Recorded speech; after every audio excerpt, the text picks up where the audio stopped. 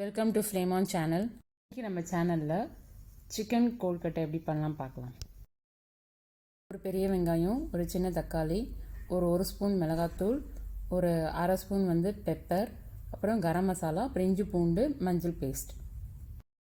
நான் ஒரு 250 gram boneless chicken எடுத்திருக்கேன். ஸோ ஃபஸ்ட்டு ஒரு பேனில் ஆயில் ஆட் பண்ணிக்கிறேன். ஆயில் நல்லா ஹீட் ஆனதும் நம்ம எடுத்து வச்சுருக்கிற வெங்காயத்தை நல்லா சாட்டேட் பண்ணிக்கலாம்.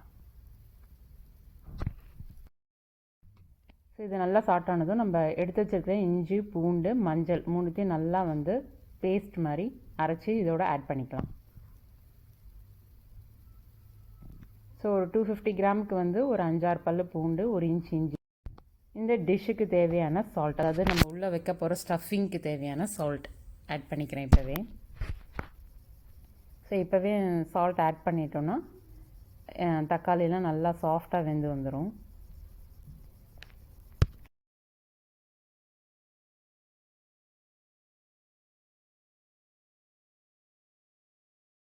இப்போ வெங்காயம் நல்லா வதங்கினதும் நம்ம கட் பண்ணி வச்சுருக்கிற தக்காளி ஆட் பண்ணிக்கலாம். இப்போ தக்காளி நல்லா மசிஞ்சதும் நம்ம எடுத்து வச்சுருக்கிற போன்லெஸ் சிக்கனை ஆட் பண்ணிக்கலாம். குட்டி குட்டியாக கட் பண்ணி வச்சுருக்கிறேன், அப்போ தான் ஸ்டஃபிங்க்கு ஈஸியாக இருக்கும். இதுக்கப்புறம் நம்ம எடுத்து வச்சுருக்க மசாலாஸ்லாம் ஆட் பண்ணிக்கலாம். மிளகாத்தூள், மஞ்சள்தூள், கரம் மசாலா, மிளகுத்தூள் எல்லாத்தையும் ஆட் பண்ணி நல்லா இந்த சிக்கன் வேகிறதுக்கு தேவையான அளவு தண்ணி ஆட் பண்ணிக்கலாம். ஜஸ்ட் ஒரு அரை டம்ளர் தண்ணி இருந்தால் போதும். இப்போ நம்ம கொழுக்கட்டைக்கு தேவையான ஸ்டஃபிங் சூப்பராக ரெடி ஆகிடுச்சு. இந்த சிக்கன் மாதிரியே ப்ரான்ஸு, போன்லெஸ் மட்டன், பன்னீர், இப்போ மிக்ஸ்டு வெஜிடபிள்ஸ் இதிலெல்லாம் கூட. இப்போது இடியாப்பம் மாவு எடுத்திருக்கேன், அதில் கொஞ்சமாக சால்ட் ஆட் பண்ணி நல்லா மிக்ஸ் பண்ணிக்கலாம். இது கடையில் வாங்கின இடியாப்பம் மாவு தான். இப்போ இதோட நல்லா பயங்கரமாக கொதிக்கணும் தண்ணி. ஸோ அந்த தண்ணியை கொஞ்சம் கொஞ்சமாக ஆட் பண்ணி மிக்ஸ் பண்ணிக்கலாம். அப்போ தான் நம்மளுக்கு அந்த அவுட்டர் லேயர், அந்த மாவு இருக்கு இல்லையா, நல்லா சாஃப்டாக வரும்.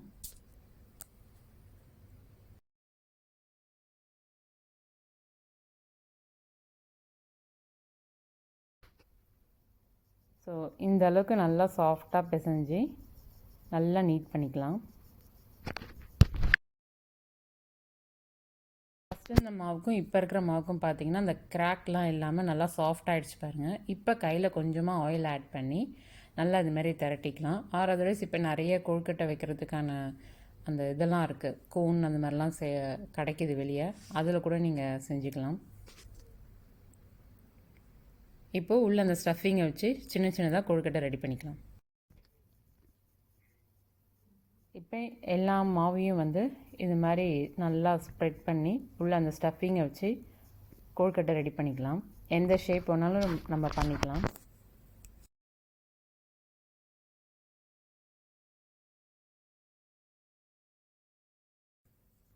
இப்போ இட்லி தட்டில் எண்ணெய்லாம் ஸ்ப்ரெட் பண்ணி நம்ம ரெடி பண்ணி வச்சுருக்க கொழுக்கட்டையை அடிக்கலாம். ஸோ எல்லாம் ரெடியாக இருக்குது. இப்போது ஒரு இட்லி பாத்திரத்தில் தண்ணி சூடு பண்ணிக்கலாம். கொஞ்சம் தண்ணி நல்லா பாயில் ஆனதுக்கப்புறம் இந்த நம்ம செஞ்சு வச்சுருக்க கொழுக்கட்டையெல்லாம் வச்சு லிட்டு போட்டு க்ளோஸ் பண்ணிக்கலாம். தண்ணி சூடாகிறதுக்கு முன்னாடியே வைக்காதீங்க. ஸோ கொழுக்கட்டை இப்போ குக் ஆகிடுச்சு. இதோட குக்கிங் டைம், ஸ்டீமிங் டைம் பார்த்திங்கன்னா ஜஸ்ட் 12 மினிட்ஸ் தான். 12 minutes is maximum time. It's more then enough for this. ஏன்னா நம்ம உள்ள இருக்க ஸ்டஃபிங் ஆல்ரெடி குக் பண்ணிட்டோம். மேலே இருக்கிற மாவு கோட்டிங் பார்த்திங்கன்னா அது நம்ம ரொம்ப ஹாட் வாட்டரில் தான் பிசைஞ்சிருக்கோம்.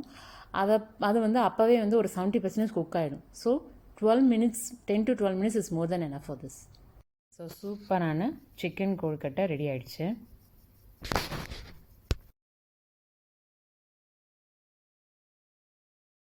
கண்டிப்பாக நீங்களும் இந்த மாதிரி செஞ்சு பாருங்கள். அண்ட் ஃபுட் பிஸ்னஸ் பண்ணுறவங்க, ஹோம்மேட் ஃபுட் பிஸ்னஸ் பண்ணுறவங்களாம் இருந்தால் இந்த மாதிரி ஈவினிங் ஸ்நாக்ஸ் டிஃப்ரெண்ட்டாக செஞ்சு நீங்கள் சேல்ஸ் பண்ணலாம். நல்லா சேல்ஸ் ஆகும். முக்கியமாக இது ஸ்டீம்டு ஃபுட்டு, அப்புறம் லெஸ் ஆயில் தான் யூஸ் பண்ணியிருக்கோம் ஸ்டஃபிங்க்கும். டயட்டில் இருக்கிறவங்களும் கண்டிப்பாக இதை எடுத்துக்கலாம்.